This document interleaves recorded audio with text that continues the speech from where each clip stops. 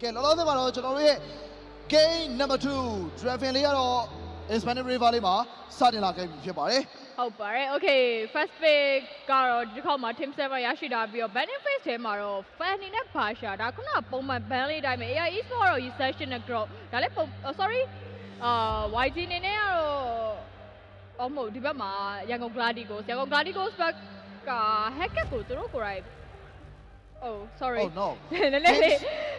Team 7 ဘက်ကတော့လက်ရှိ first pick first ban ကိုစပြီးရရှိလာတယ်သူတို့အနေနဲ့ကတော့ blue side ပေါ့နော်အဲ့တော့ Fanny Basha hacker ဒီပွဲမှာတော့လုံးဝ respect ban လေးကိုတော့ထုတ်ပြထားပြီးတော့ပဲတစ်ဖက်ကရန်ကုန် Gladiators အနေကတော့လက်ရှိ meta ban တွေလို့တော့ပြောရမယ်ဗျ Grok ရည်စံရှင် Uranus ဘန်လိုက်ပြီဆိုတော့တစ်ဖက်ကလည်း Team 7တကယ်မှသူတို့ရဲ့အရန်အောင်မှာကောင်းပါတယ်ဆိုတော့ CCU တော့ first pick နေနဲ့စပြီးထုတ်လိုက်ပါပြီဟုတ်ပါတယ်ဒီ CC ကတော့ flexible back လေးတစ်ခုပဲဂိုးလေးလည်းသွားလို့ရလို့မျိုး ESP လည်းပေါ်လို့ရတယ်အဲ့တော့ရန်ကုန် Gladiators အကယ်၍ဒီချိန်မှာကတော့ကချာရီဘာတွေသူတို့ဘက်ကမယူဆိုလို့ရှိရင် Team 7 ကကတော့ CC ဒီတွဲလုံးနဲ့ထုတ်လာတော့မှာအဲ့တော့အဲ့ဒီဟာတခုကိုရန်ကုန် Gladiators ဘယ်လိုပြန်ပြီးတော့ဖြည့်ရှင်းပါလဲသူတို့ရဲ့ခုနတော့ draft တိုင်းပဲเนาะဒါကိုဒီ VR နဲ့အတူပဲကျုပ်ရှင်ဆိုတော့ဒါကျွန်တော်တို့မနေ့ကပွဲမှာလည်းတွေ့ပြသွားပြီဒီ Quinivia ကိုသွားပြီးဖြည့်ရှင်းခြင်းနဲ့ Jungle ကို dive ပဲဆိုလို့ဒီတိုင်အောင် Jungle dive တဲ့ hero ကပြန်ပြီးတော့ down နေတဲ့အရာတခုကိုလည်းကျွန်တော်တို့ပြန်ပြီးတော့မြင်တွေ့ရတယ်ပြီးတော့ Quinivia ကိုကျွန်တော်တို့မြင့်မှာကျူရှင်ရဲ့ ladder flare နဲ့ပြန်ပြီးတော့တွဲထားတဲ့ combo ရမှာလဲဒါတော်တော်လေးကိုမှ perfect combo တခုလို့တော့ပြောရမယ်ဗျတစ်ဖက်က Team 7အနေနဲ့ကတော့လက်ရှိမှာ lucky ရဲ့ last slot လေးကိုတော့ selection လေးမှာတော့စပြီးတော့ပြလာတယ် confirm တော့ပြန်ပြီးမလုပ်ရသေးတော့ last slot ဒီပွဲမှာတော်တော်လေးဆောက်လို့ကောင်းတဲ့ game တခုလို့တော့ပြောရမယ်ဗျနော် lucky ရဲ့ last slot ပြန်လေပြီးတော့ပဲမြင်တွေ့ရတော့မှာလား okay ဆိုတော့ကိုရှောင်းမောင်ကြီးကခုန hand Kunivia ပစ်လိုက်တော့အရန်ပျော်သွားတဲ့ယုံကြည်နဲ့ Kunivia အရန်တိုက်တယ်နဲ့တူတယ်ရင်တော့ကျွန်တော်ရဲ့ favorite hero ပေါ့နော်နောက်ပိုင်းမှာတော့ဒီ Kunivia ကနည်းနည်းလေးဆော့ရတာအဆင်မပြေတော့အခုနောက်ပိုင်းတော့သိပြီးသုံးလို့မရတော့ဘူးအခုအဆင်ပြေနေရအောင်အခုအဆင်ပြေနေရကြတော့တို့ဒီ team fight တို့ရဲ့အသင်းနဲ့လည်းဆိုင်တယ်ပေါ့နော် rank game မှာတော့ Kunivia တော့ကင်လို့ကတော့လောက်တော့မလောက်ဝိုင်းကျုံးရအောင်အဲ့တော့မကင်စားနဲ့ပေါ့နော်ကဲဆိုတော့တစ်ဖက်က Team 7 ကလည်းဒီချိန်မှာတော့သူတို့နှက်သွားပြီJungler အရင်ဆုံးယူပြီးတော့ဒါမလိန်ခင်မီလေးနဲ့တွဲရတယ်ပေါ့နော်အဲ့တော့ရန်ကုန် Gladiators အနေနဲ့ကလည်းပြန်လေပြီးတော့ဘာပြန်ပြီးထုတ်လာမလဲပေါ့နော် Team 7 ကတော့သူတို့စောင့်နေကြပုံစံတိုင်းပဲအားလီအသာဖိဆိုင်မဲ့ draft တစ်ခုကိုပဲပြန်ပြီးထုတ်လာတယ်ပြီးတော့သူတို့အနေနဲ့ Jungler ရွေးချယ်မှုပိုင်းမှာတော့ lucky ကိုတော့ Hayabusa ပြန်ပြီးပေးထားတယ်ဗျ Hayabusa ကလည်းဒီနေ့မှာသူတို့အနေနဲ့တော်တော်လေးဆော့ထားတာဗျ Shero တွေ Shero K တွေနဲ့တော်တော်လေးသူ့ရဲ့ mechanic အပိုင်းကတော်တော်လေးသေသက်လှပနေတာဖြစ်တော့ lucky ဒီပွဲမှာသူ့ရဲ့ Hayabusa နဲ့ဘာတွေလုပ်ပြနိုင်မလဲဆိုတော့တော်တော်လေးကိုမှစိတ်ဝင်စားမိရဲ့တစ်ဖက်မှာလည်းသူဖြည့်ရှင်းလို့မလွယ်တဲ့ Guinevere နဲ့ကျူရှင်ဒီဂျိုကွန်ဘိုကြီးကလည်းရှိနေတဲ့အနေထားဆိုတော့နည်းနည်းလေးတော့စဉ်းစားရမယ်ဗျလောလောဆယ်မှာတော့သူတို့ Mitrio ကိုတော့ Team 7 ချပြထားခြင်းတော့မရှိဘူးရင်းအနေနဲ့ကတော့ဒီပွဲ signature hero အဖြစ်နဲ့ကတော့အားလုံးကိုရရှိထားပြီးဖြစ်ပါတယ်ရှင်းညင်အားလို့เนาะသူရဲ့ခုနကတော့လည်းသူရဲ့ signature banding တာပဲဒီတစ်ခါမှလည်းသူရဲ့ကောင်းပါတယ်ဆိုတော့အားလို့ထပ်ပြီးတော့ရတာဆိုတော့ Balai control တခုကတော့ရင်းကတော့အရင်ကမှပိုင်နိုင်တယ်ခုနကတော့ဆိုလဲတောက်လျှောက်သူကြီးပဲ Balai နဲ့ဝင်ပြီးတော့တိုးဝေးနေအောင်တွေးခဲ့ရတယ်အဲ့တော့ဒါပေမဲ့လေ Team 7 ကလည်းအခုချိန်မှာ lucky ရဲ့เนาะဒါ grand final ကိုရောက်ခွင့်ပေးခဲ့တဲ့Hayabusa နဲ့ပဲပြန်ပြီးတော့ပွဲထုတ်ထားသလိုမျိုးဒါမလိန်ကလည်းရှီယန်ရဲ့တကယ်ကောင်းတဲ့ခင်မီကိုပိုင်ဆိုင်ထားတာဆိုတော့နှစ်သိန်းလုံးရဲ့ draft ကတော့ဒီချိန်မှာမျှနေပါသေးတယ်ဟုတ်တယ် second banning phase ရန်ကုန် Gladiators ဒီအချိန်မှာတော့သူတို့ pick off တန်းပေါက်ရဲ့ hero တကောင်တော့ပြန်ပြီးတော့ ban ထားတယ်နောက်ထပ်အနေနဲ့ကလည်းဂါတိုကချာအိုပါခုနဂျာပီခမန်ထားတဲ့အတိုင်းပဲပေါ့နော်ဒါတော့မ ban လို့တော့မရဘူးဗျ CC နဲ့ combo ပြန်ပြီးတော့တွဲလို့ရတာဖြစ်တော့နောက်ဆုံး less ban လေးမှာတော့ထည့်ထားလိုက်ပြီ Team 7နောက်ဆုံး final ban လေးကတော့တစ်ဖက်ကထွက်မလာသေးတာ stage ရဲ့ hero တွေကျန်အောင်ပဲဗျလက်ရှိ hero ပုံစံရမှာဆိုရင်လည်းဒီပွဲမှာ stage ရဲ့ဒီ granger တွေ Harry တွေကလည်းကြံရှိနေသေးတဲ့အပြင်ကိုနောက်ထပ်ဒါ game number 1မှာသူဆော့သွားခဲ့တဲ့1-1တို့ပါလို့လည်းထပ်ပြီးတော့ ban လို့တော့ရနေပါသေးတယ်ဒီချိန်မှာ granger လေး ban လိုက်တာတော်တော်လေးကောင်းမယ်ဒါပေမဲ့ granger ban လိုက်လို့ရှိရင်လည်း Team 7 အနေနဲ့သူတို့ပြန်ယူဖို့အဲ့တခုကိုလည်းကျွန်တော်တို့မေးထားလို့တော့မရဘူးဘလင်းရဲ့ချောင်းသို့မဟုတ်ကာလီယာကဒီပွဲမှာတော်တော်လေးကိုမှအန်ဒီအများနေအောင်ဆိုတော့ Team 7နောက်ဆုံး final ပဲမှာတော့ချောင်းလေးကိုတော့ balance ပေါ်တင်ပေးလိုက်ပါဘူးဒီက Blink က pick off ကိုတော့တော်တော်ကြီးကိုမှကောင်းတဲ့ player တယောက်ဖြစ်တယ်ခုနကတော့လည်းသူနော်ဒီ pick off နဲ့ပဲရအောင်ဆော့ပြသွားခဲ့တယ်ဆိုတော့ထောင်းနေပါတော့တွေ့ရဖို့မရှိဘူးဒီပွဲကလည်းနော်ဒါ hacker တွေပါရလဲ ban ပြီးသွားပြီဆိုတော့ Yago Gladi ကိုဒီချိန်မှာ stage အတွက်ပဲ granger လည်းအရင်ဆုံးထုံလားဒီချိန်နေရမှာဆိုတော့ Granger ကိုလင်းကလည်းတော်တော်လေးဟိုမှာလည်းအားကောင်းတယ်ဘာလို့လဲဆိုတော့ Harris စာမယ်ဆိုရင်လည်းကျွန်တော် Granger လေးကိုတော့ပို့ပြီးတော့သဘောကျတယ်ပေါ့နော်ဒါပေမဲ့လည်းဒါရွေးချယ်မှုအပေါ်မှာပဲကြည့်ရမယ်ဗျာဘာလို့လဲဆိုတော့ Magic Damage တွေတော်တော်လေးတော့များတယ်ဆိုပေမဲ့လည်း Harris ကိုပဲထပ်ပြီးတော့ရွေးချယ်ထားရင်ဆိုတော့အားလေးဒီ Team 5 Battle တွေကိုတော့ Young Blackicos ပို့ပြီးတော့အားစိုက်ထုတ်လာမှာဗျာOkay ဆိုတော့တစ်ဖက်က Team 7အနေနဲ့ကလည်းเนาะဒါ OPS signature Granger နဲ့အတူပဲတန်ဖို့ရဲ့ Kali map ကလည်း expanding river ဖြစ်နေရဆိုတော့เนาะဒါ Kali ဘိုင်တော်တော်လေးလည်းတိုးလို့ကောင်းတဲ့အနေထားလက်ရှိပွင့်ပွင့်လင်းလင်းပြောမယ်ဆိုတော့ oh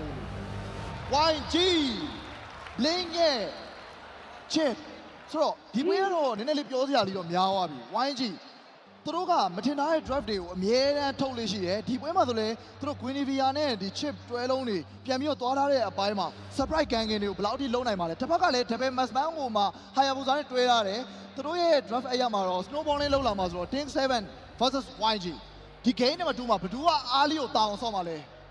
ဲကြည့်ရအောင်ဒါတော့ in game plan နဲ့အများကြီးမူတည်သွားပြီအဲ့တော့ဒီ chip ပွေလာတာကိုဒါသားစရာတမောရဲ့เนาะဒါ Samsung တွေဘာရရှိနေသေးတယ်ဒါပေမဲ့ surprise gang တွေကိုသူတို့အနေနဲ့ဘယ်လိုမျိုးပြင်ဆင်သွားမှာလဲအဲ့တော့ game number 2အကောင်းဆုံးပွဲစဉ်လေးတစ်ခုတော့ cast style နဲ့ပဲ A game နဲ့မှာတွားရောက်ပြီးတော့အားပေးရအောင်ရှင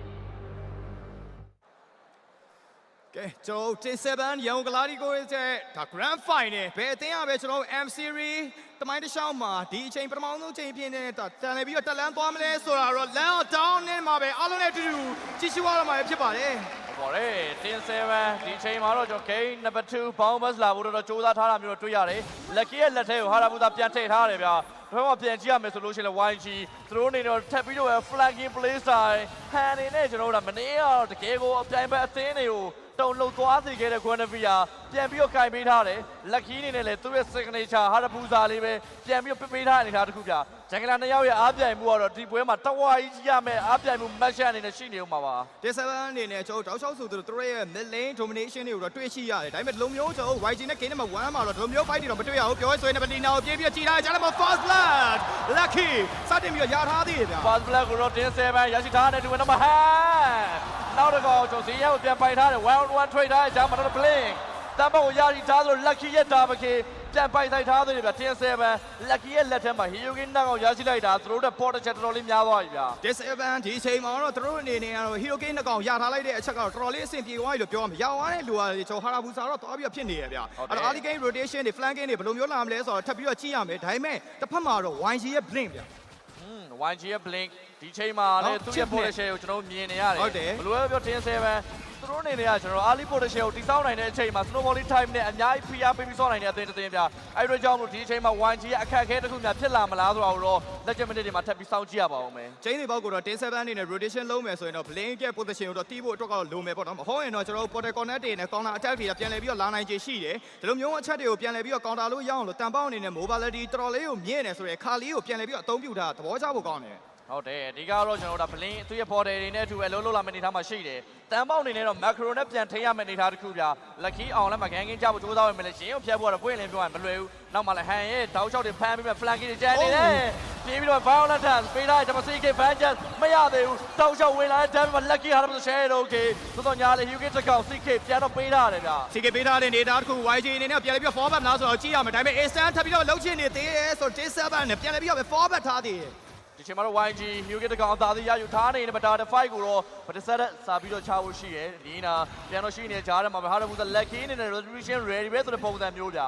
lucky အနေနဲ့ဒီအချိန်မှာတဲ့ objective ကိုတော့စတင်ပြီးတော့ dance နေတာတစ်ခုပေါ့နော်တင်7ဒီအချိန်မှာတော့ map control တော့ပို့ပြီးတော့အပိုင်းရထားနေအတူပဲ first starting objective ကိုတော့ lucky စတင်ပြီးတော့သိမ့်ပိုက်ထားတယ် lucky တာတယ်ဝါရရှိထားတဲ့အနေထားဆိုတော့တင်7 rotation လုပ်လို့တော့ကောင်းနေပြီဘက်မှာလည်း YG မှာ slash violence ပြန်ပြီး powder combination ကြားမှာ Hyuga နောက်တော့၄កောင်အထိပေါ် YG ပိုင်ဆိုင်နေတယ်ဗျတင်7အနေနဲ့ macro play ကိုပြန်ပြီး use ဆိုင်မှာတော့ရမယ်ဘက်မှာလည်း stage ပြန်ပြီးတော့ချိန်ချောက်ခံနေရဆိုတော့ညာလဲသူကင်ထားသည် hero ဖြစ်နေတဲ့အနေထားတခုပြအများကြီးတော့ချိန်ချောင်းပြီးဆော့ကစားလို့ရအနေထားမှာတော့ရှိတယ်ဗျ game number 1မှာတော့လုံးဝ OP အနေနဲ့တော့သူ့ကိုတောက်လျှောက်ဆိုသလို hacker နဲ့ penetrator နဲ့တောက်လျှောက်လိုက်ပြီးတော့ကြီးရတဲ့ down ကိုတော့ခံရတယ်ဒါပေမဲ့ဒီအချိန် game number 2မှာတော့ OP အနေနဲ့သူ့ရဲ့ golden time တွေကို J7 ပြန်လည်ပြီးတော့တည်အောင်နိုင်မလားကြည့်ရမယ်တမ်ပေါထပ်ပြီးမထောက်ပေးတာဂျာမှာနောက်မှ CK ပါလာပြီစီရတပ်ထပ်ပြီး potential ဖတ်ပေးတာဂျာမှာ play နောက်ကတော့ပြန်ဖောဖို့တော့စူးစမ်းနေတယ်လက်ကာ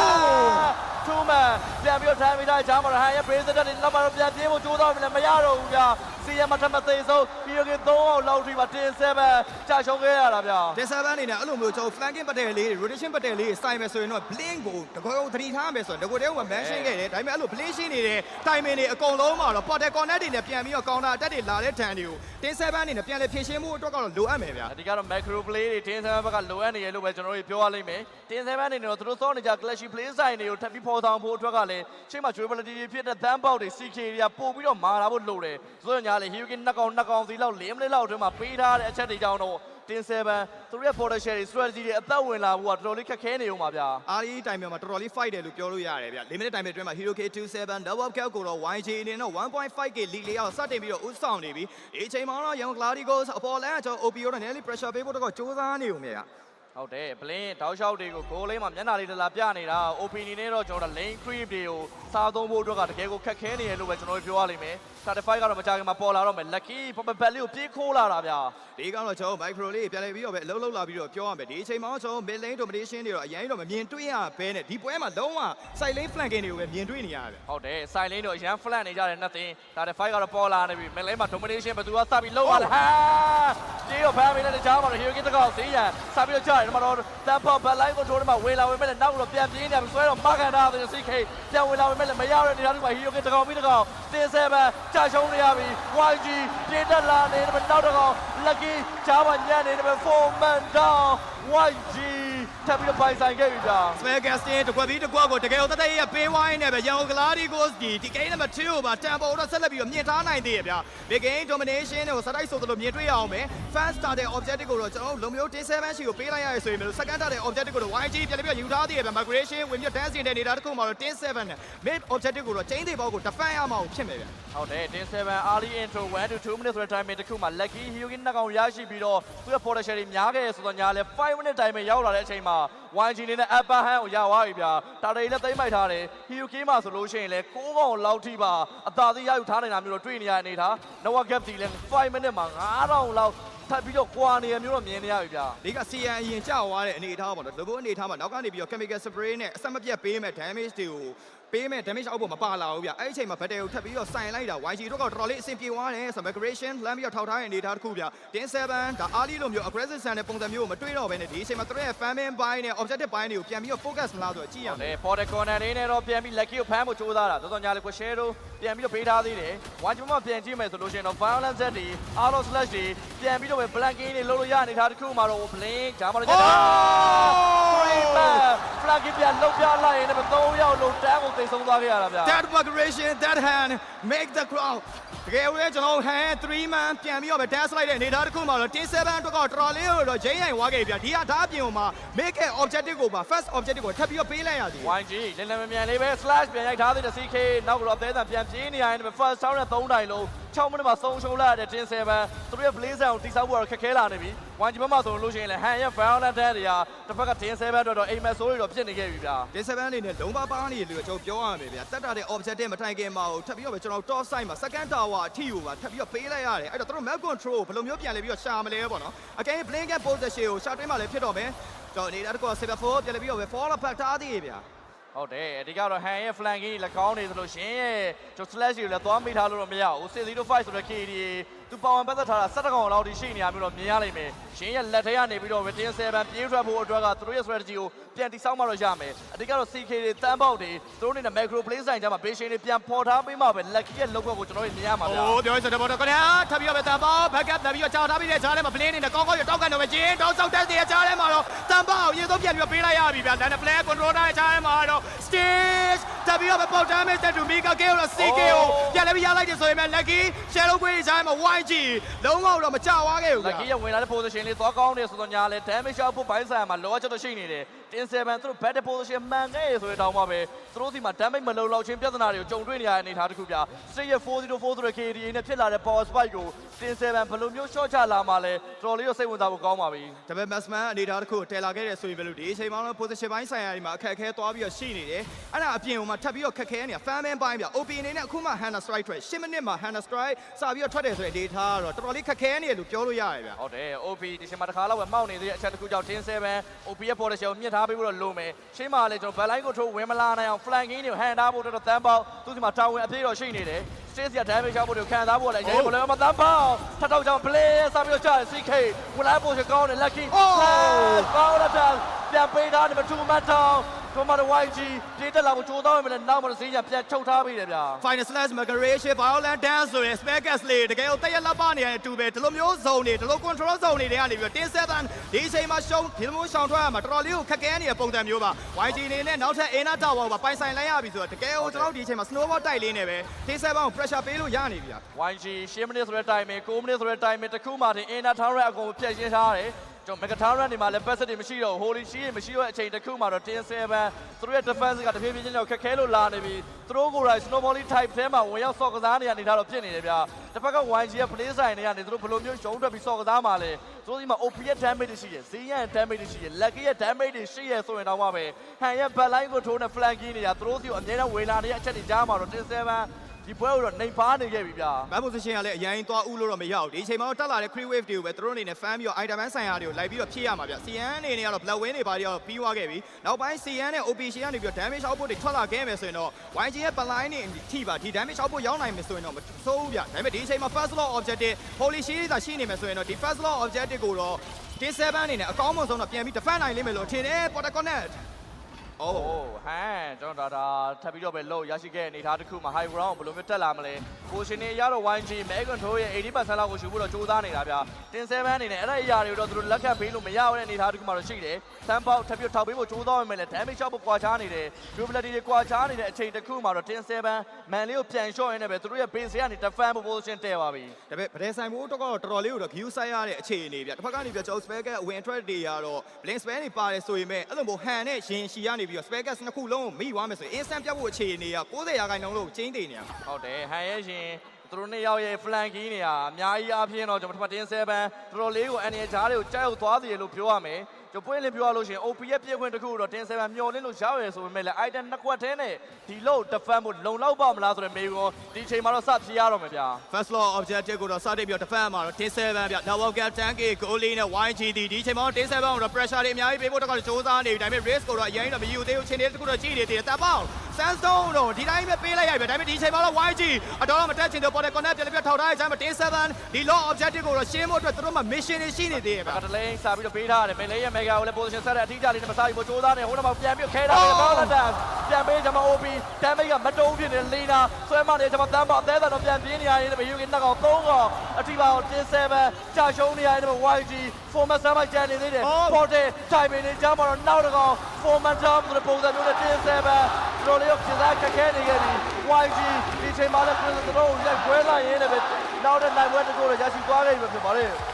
ဒီချိန်မှာတော့ရောင်ဂလာဒီကိုသူတို့တွေဒီ grand final မှာတကယ်တော့အမောင်းကို short တင်းပြီးတော့ပဲသူတို့ရဲ့ combination တွေ team chemistry တွေတော့ပုံပေါ်ပြနိုင်တယ်တော့ကျွန်တော်တွေ့ရတယ်ဗျ။ team 7အနေနဲ့တော့သူတို့ရဲ့ M series ဆိုတဲ့အနေအထားတစ်ခုတော့တက်လန်းမှုအတွက်ကတော့နောက်ထပ် game number 3ကျန်ရှိနေတဲ့ game number 4တွေမှာတော့ပြန်လည်ပြီးတော့ bounce back လာနိုင်မှာတော့ဖြစ်မယ်ဗျာ။ဟုတ်ပါတယ်ကျွန်တော်ပွင့်လင်းပြောလို့ကျွန်တော် YG သူတို့ရဲ့ flanking တွေကတစ်ဖက်ကအသင်းတွေကိုတော့မနေ့တော့လည်းတော်တော်လေးကို pressure ပေးနိုင်ခဲ့တယ်ဒီအချိန်မှာလည်းအလုံးဖြစ်နေတဲ့အနေအထားတစ်ခုမှတော့ရှိတယ်ကျွန်တော်ဒါ Battle 7 series ရဲ့ K1 K2 နှစ်မှတ်တာကိုတော့ YG တကယ်ကြီးကိုရှာယူပေးထားတာဗျာဒါပေမဲ့ Battle 7 series ပါနောက်ထပ် game တွေကအများကြီးချန်နေသေးရဆိုတော့တင်7အနေနဲ့ဘာတွေများကျွန်တော်တို့လုပ်ပြမလဲဆိုတော့ကြည့်ရမယ်